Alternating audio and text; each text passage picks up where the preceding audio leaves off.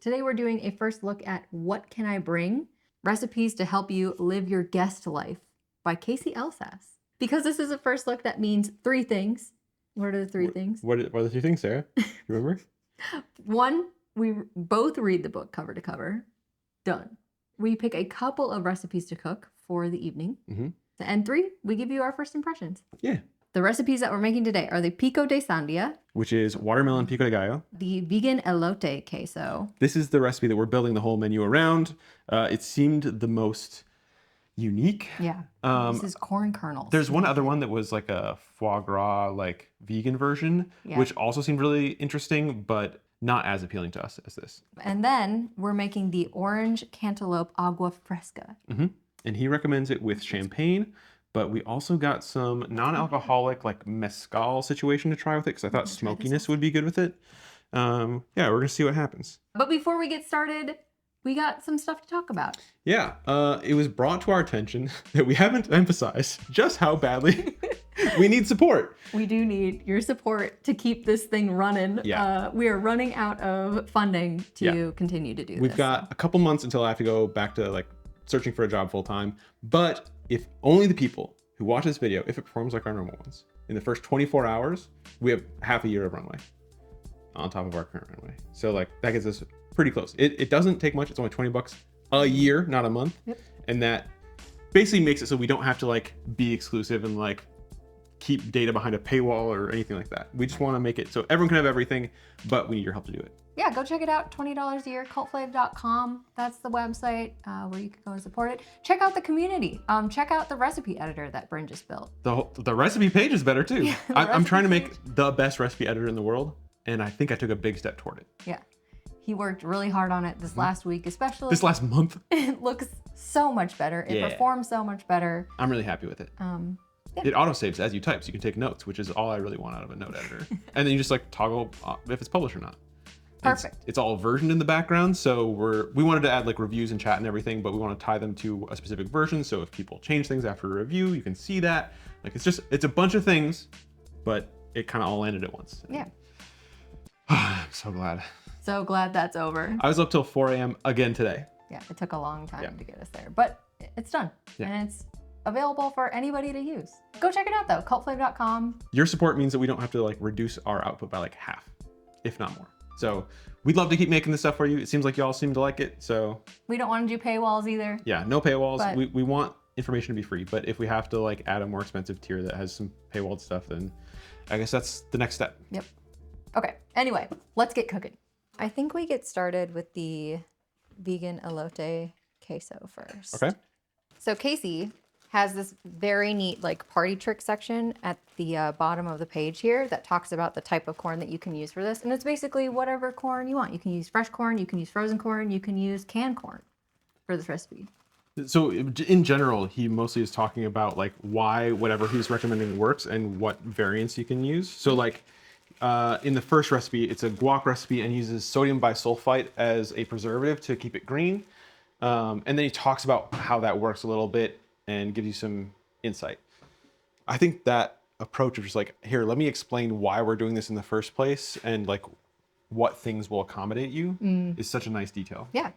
While we're waiting for that water to boil, let's talk a little bit about who Casey is. Casey is a recipe writer, editor, has done a ton of work, including working on, they call him the doula?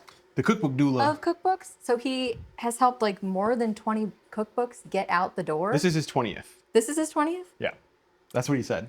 He's a ghostwriter, he's a co-author, like all the things that come with all those writing things. cookbooks. Written for Bon Appetit, Food 52, Delish, Food Network Kitchen, all those places. He writes, that's what he does full time, is he writes about food and recipes. But this is his first book. Yes, his His 20th book is his like personal first. I also like his dedication, which is like, it's not really to a specific person or like, I feel like so often those are like inside jokes. Oh yeah, his dedication is to getting together. Yeah, dope. So this book is specifically about attendees and what you can bring to a party. He says that hosts could use it if they want to, but it's meant to be for people who are going to parties and don't know what exactly to bring. She's got 10 recipes for dips, 10 recipes of drinks, 10 sides. These are like things that he says you would take to like a barbecue. Brunch, 10 recipes. Bread, 10 recipes. This is like, he's envisioning for bread, he's like something that you would bring to like a dinner or a picnic. Okay. 10 dessert recipes, 10 separate cake recipes, and 5 gifts. Which are like foods like oils and things like that. Oils, jams, what else? Oils, hot fudge, oyster crackers. He's very Brooklyn. It's very New York, yeah. It's like a distinct vibe that I don't experience, if Yeah. I'm honest. Okay. I'm just gonna go with 400 mils of water, Okay. which is about 2 cups. Timer set, 5 minutes. Got it. One of the things that Casey points out in this book is that he doesn't just say like do X for 5 minutes. He says set your timer for 5 minutes because he's a forgetful person who walks away from things. And I think that's good advice. Like by default, set a timer. Sounds like he really knows himself because he's like, I can't use my phone because then I'll be on my phone. So he has to have a separate kitchen timer. He uses a physical one. My favorite feature of an iPhone is that you can set them by voice and you can set multiple named timers. The best thing in the world. So I'm a diehard. They only added that like a couple years ago, but man, I use that so much. One of my favorite features of this book is right at the very beginning of the book. He says, know what kind of guest you are. And he's got tips on like, if you're always on time, bring an appetizer. If you're reliably late, bring a drink. If you're stopping by later, bring dessert. If you're bringing nothing else, bring a present. That's his like. What type of guest are you, Sarah? Those are his rules. Me? I like to be like 15 minutes late. Yeah. 15 to 30 minutes. Yeah. So I'm either doing like appetizer or probably drink. The last party we went to was a friend's birthday party, and we made cream puffs from scratch and overfilled them so that they would explode in people's mouths. They were just being so completely obnoxious. People loved them. So the clever trick he's doing here is he's extracting the starch from the corn. So we're getting a corn juice, and then we're going to heat that. Starch needs to be like around boiling for it to start thickening. So we're going to use that to build up a liquid base and then flavor that with nutritional yeast, salt, smoked paprika, chili powder. It seems like a really clever solution. Get this ready. Oh, you have to strain it. I was like, wait. We're missing a step. Tasty. I like this section that he's got before he starts the recipes called Live Your Guest Life, where he gives you like tips on how to be a good guest. The first one is be honest with yourself, which is the thing of like, know what kind of guest you are and what to bring that's appropriate. Embrace food temp food, which I think is genius for any occasion, really. Yeah, I think for most meals, period, room temp food is the way to go. Yeah. Nothing that requires it to be like cold. And if it is cold, he says, bring your own stuff to make sure that that's cold and stays cold. Don't assume that the host is going to have the things that you need. No one wants to play Tetris. Like, come prepared is his next thing, where he's like, don't assume that they're going to have anything except maybe a knife. Don't assume that they're going to have. Don't assume that they're going to have extra bowls for you. Don't assume that they're going to have fridge space for you. Don't assume that they're going to have like oven space for you. Just come with everything ready to go.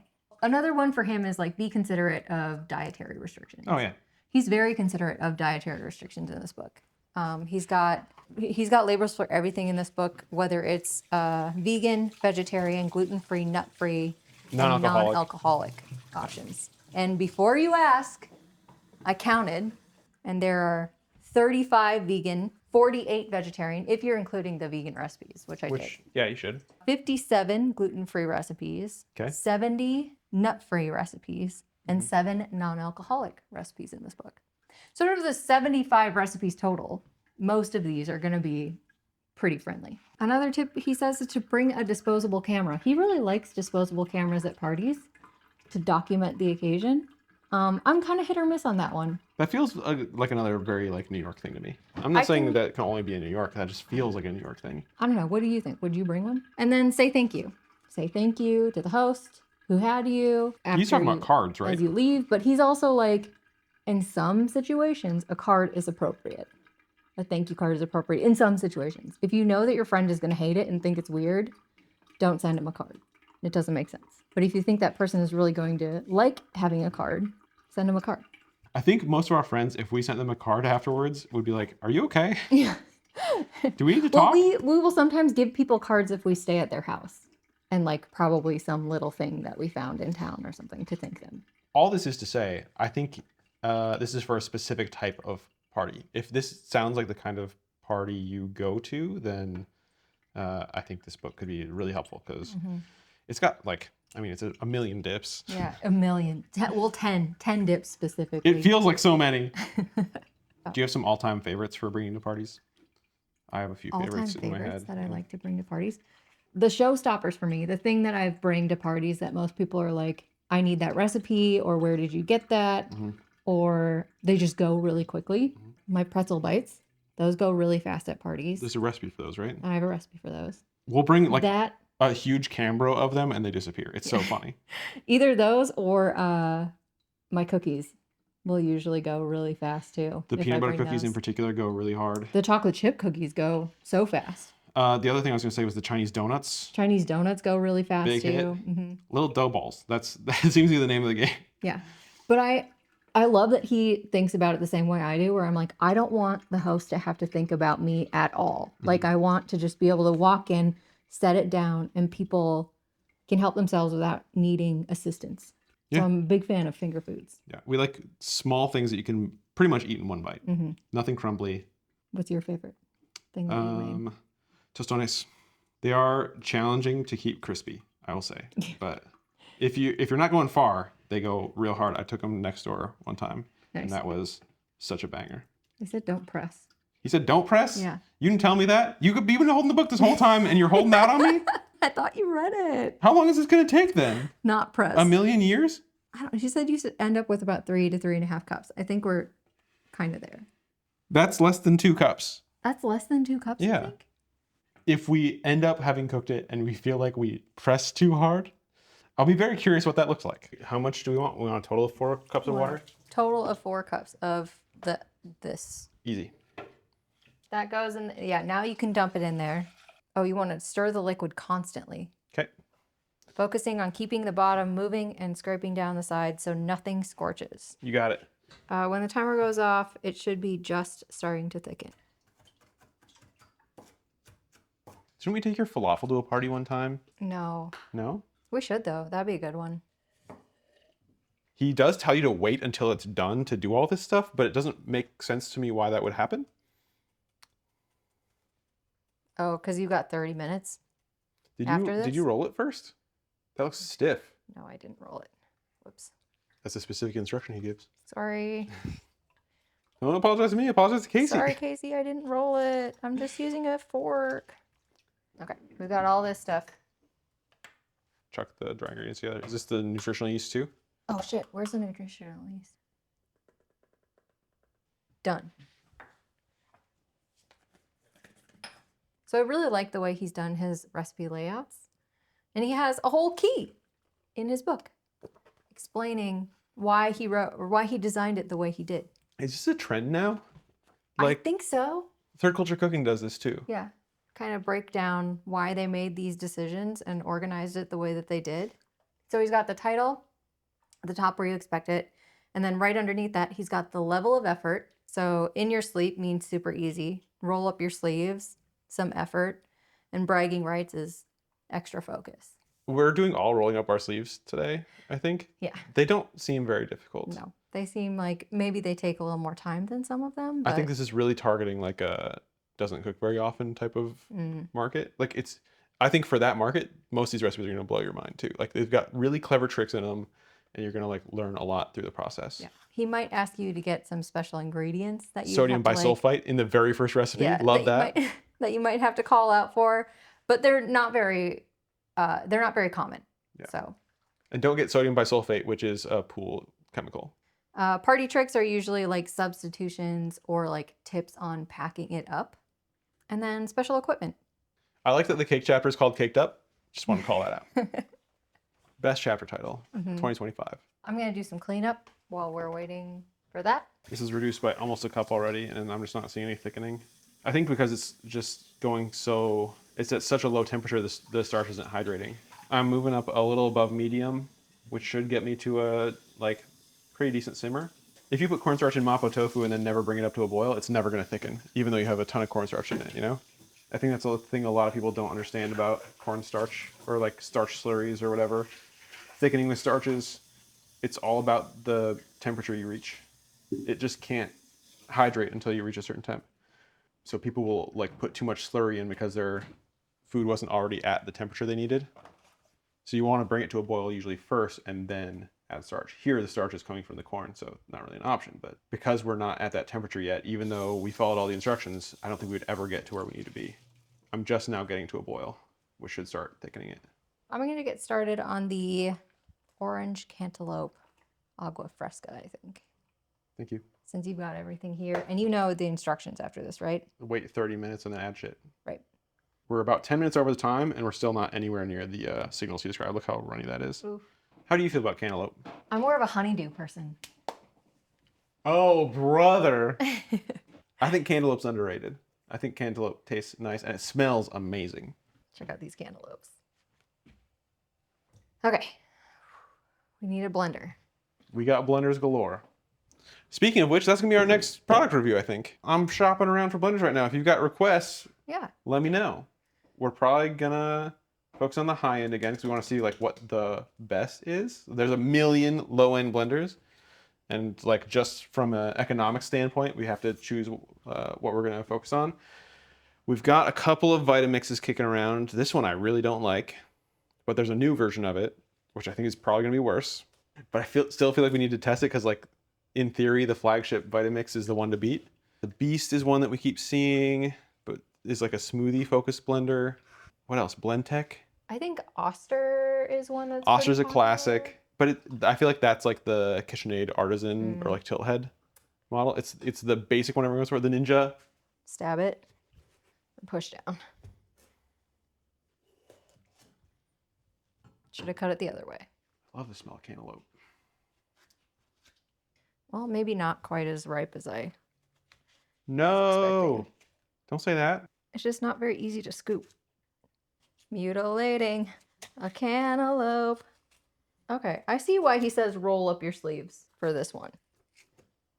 Maybe a little early for cantaloupe season still. We're another 15 minutes in and it's still not doing anything. That's frustrating. Man, I feel like I like my mom's method of doing this better. With a baller?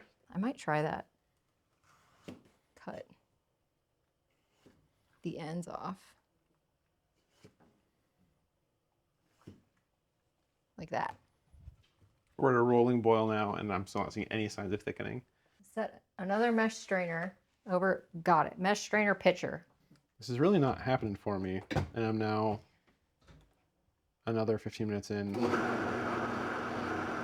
Let me make sure I read this right. I did all the cantaloupe instead of a half at a time, so.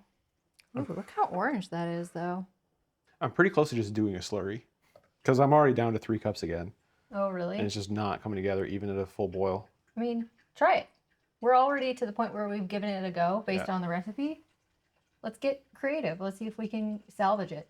I don't think it's like unsalvageable by any means. And it's also not scorching at all. So he must have a way starchier corn for some reason.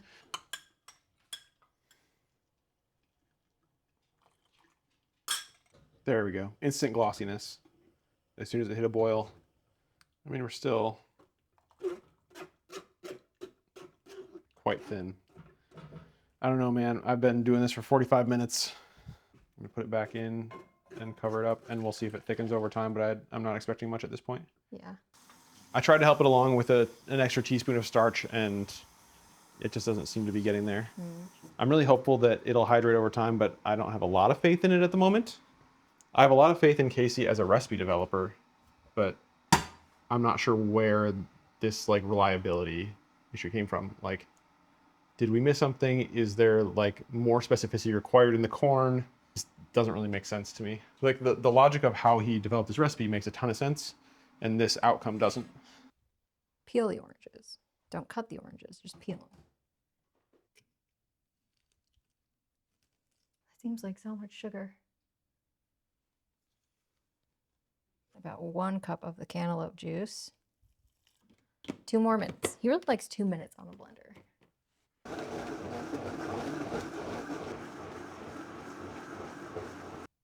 through the strainer. Through the strainer.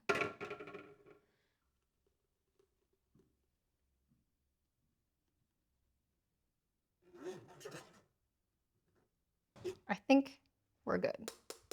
It's at least all the patience I have for that. Let's give this a quick stir, it says, and then add sugar if we think it needs more sugar. We got a little over a liter. Does it already have sugar in it?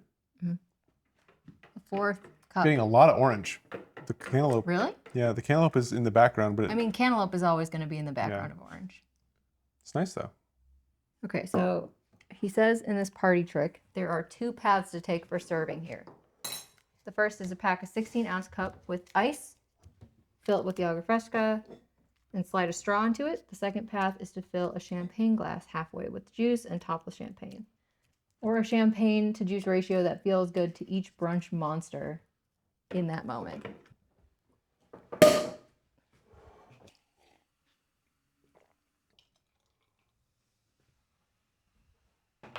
Look at that.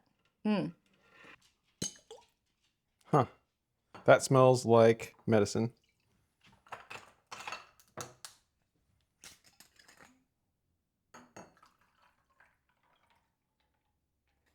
Not very fizzy soda.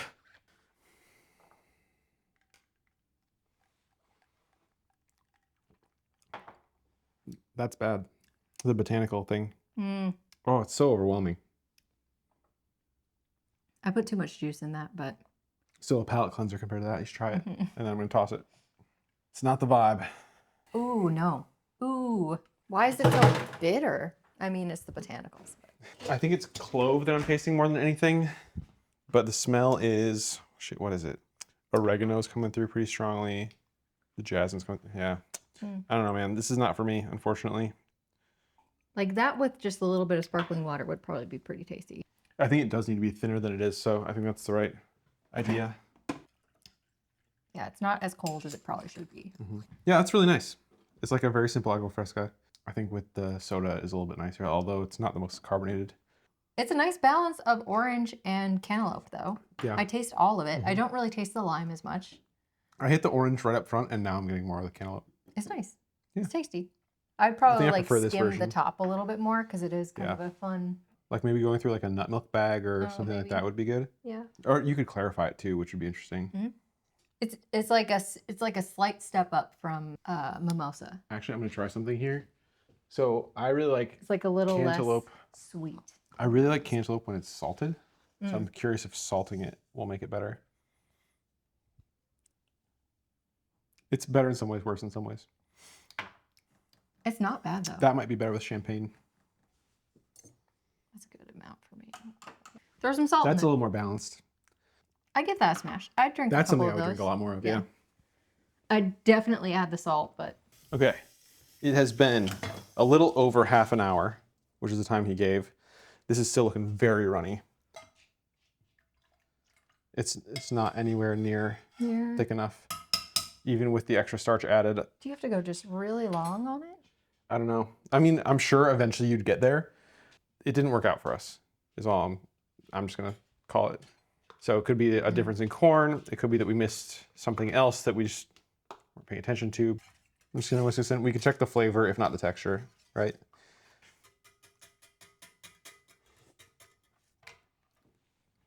It does taste more like queso than I expected. It's like sweeter. Yeah, but it tastes roughly like queso.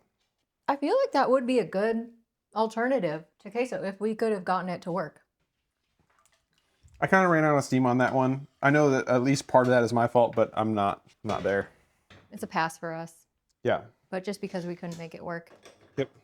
Last one. Let's move on to the Pico de Sandia. If your watermelon has a rind, use a vegetable peeler to remove only the green. Huh. Okay, so you're keeping the pith. Yeah, the White white part has a mild cucumber-ish flavor. Set a cutting board inside a rimmed baking sheet. Yep, that's a good move. When we were doing our cutting board review, I think that's what we recommended to people was like instead of getting like a blood trough, just set a nicer cutting board inside a baking sheet. It calls for what, 3 pounds? 1 3.5 pound watermelon. Yeah. So this one's just over 4. Like it's like 4.0 something. Okay, cut your watermelon Into? into 1/4 inch thick pieces. Oh, dice. How's this taste? I need to trim this down a little bit more. That texture isn't very nice. It's probably just the season that we're in, but I see what you mean. It's almost chewy. So precise. what do you mean? Just most of your cuts are very precise. It's not really hard to cut watermelon. Okay. Do you want to try it? No. You can cut it in 3 different directions. You'll make fun of me? Well, The sugar goes on top. what's next? Red onion? Red onion, and that has to sit in water while this is Oh my God. All right. in the fridge for 30 minutes. Yeah. We're really going to suck But the... it has to be diced around the same size. As Yeah, I understand. All right, I need to get this sheet out of here. 30 minutes. This knife is not holding an edge very well. Casey says in this book that he's not a fan of raw onion flavor. So for a lot of his recipes, he's going to soak the onions in water before adding them to anything. Salads specifically. If it's cooked, obviously that's a different story, but he just doesn't like Got it. the raw flavor Yeah. of onion in salads. Flavor is very different for different people. It's not, well, not the tastes, like the 5 main tastes. Some people have like more receptors. That's what throws it off. But for the most part, it's all in the nose. And that can be very different. So like I'm very sensitive to the sulfuric compound in eggs. So that doesn't really appeal to me as much. He may just be more sensitive to something in onions. I wonder if there's like a sensory panel you can do to like see how your olfactory senses compare to like the average. Because that would really help us with like rating things. I'm more sensitive to X than most people. We'll build it. We got enough things to build right now. An experimental data set is not. Like, you're funny. That's funny. Yeah, this edge is already getting dull. I think this just doesn't have good heat treating. You being needy again? Fry's the highest of energy. Fry. Consent, my guy. Do you want help? Yeah. He just wants to get it drier, less juicy. Mm-hmm. Well, it's about a cup less juicy, it looks like. Toss those back in. Okay, so this all goes in. Here come the onions. Get them in here. It's a party, babe.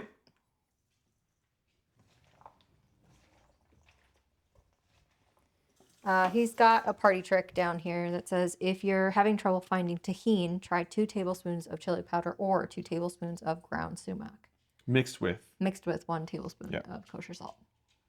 There This you go. just gets tossed in the fridge for 1 hour and then we'll do a taste test. Cool. I'm gonna go walk the dog first. All right. We'll see you in an hour. Welcome back. We're all sweaty now. It's been an hour. It's really hot here in LA. So walking the dog was a spicy affair. Isn't it always? A little more of this. Kind of want to try it with a little bit of this The watermelon? leftover watermelon juice Mm-hmm. too. Watermelon juice is good. We're going to try the pico. Here we go. It's been an hour. I mean, it's pretty good. Yeah. It's needs like salt. slightly more refreshing. It's not umami. It's like It's slightly sweet. sweet. Yeah. Yeah, slightly sweet, but the onion helps give it like a savory sweetness. The thing I will say is that the bell peppers I don't think add much. This is good. Oh shit. I think adding some like herbs into this would be really nice. Like Getting some some- cilantro. yeah. That would help give it some more body because right now we've got sweet watermelon, sweet bell pepper, and like desulfured onions. So it's like yeah. quite sweet as well. Yep. It's not really sharp or anything. So it's very Oh my god, I think I dropped one down my. nice. So we're very much in a sweet on sweet on sweet Yeah. mode here.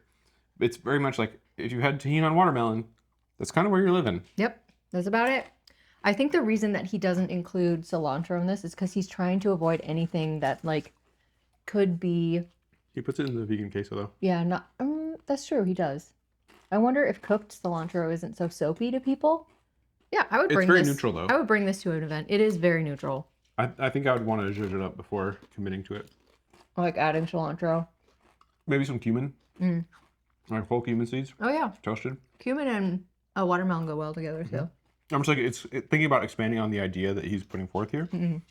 I would want a little more character development, you know? Jalapeno would It's go very nice. easy to eat. Yeah. Jalapeno would go nice. Or even habanero would be great. A little sweet kick. I like the core idea of this, though. Definitely a smash. I just think it could use a little bit of oomph. I think this is also a smash, but it's like, it's just slightly more fun take on a mimosa. Excuse you. I don't even, hi, can you get down? Okay, what can I bring? First impressions, Bryn. I'm feeling like things are a little like inefficient. Is like how I felt it. Inefficient? Like while I was like sitting there stirring it, like I was kind of getting annoyed. Like admittedly, I'm in a depleted mental state right now, but like it was wearing on me more than usual. So that is feeling slightly inefficient to me. I'm sure there's other things you could do to like speed it up, adding cornstarch to it. Like there's no real harm in that. It's something I'd want to play with before like saying like, here's what you should do. Right. But the feeling is like, this is taking a long time for like a very simple thing. Right. So I think for me, the biggest thing paragraphs. was that the writing for the instructions are just in like chunky paragraphs. The text is a little small. And so I found myself losing my place a lot while I was reading. And so I think what would have been helpful was to just have some like more steps included, like bolded steps. I'm a big fan of numbered steps. You've got like 5 steps per paragraph here. It's a lot. It's a lot to try to keep in your head. The Pico de Sandia, I felt like I had to be here and just like guide you through it because it was like just big chunky paragraphs with like a bunch of steps in them.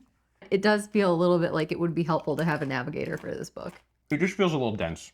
The shorter book, like the smaller contract approach of cookbook development is really starting to grow on me. The idea of something that's like a little more concentrated, a little more specialized.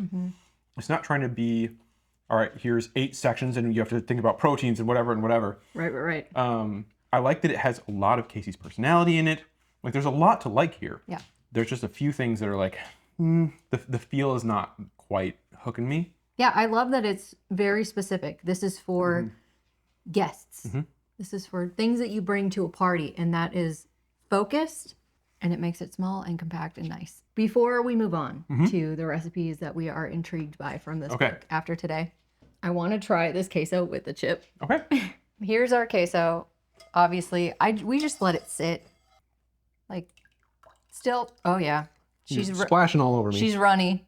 But I still want to see what it tastes like with a chip. Yeah. Because I think the idea is good. It's a starch set custard, essentially, made of corn, which corn pudding, good thing. Yeah. Turning corn pudding into a queso with nutritional yeast makes some sense to me. It's still very sweet. I think sweet so far. I don't mind it, though. Good. I'm glad. It just didn't work. Yeah.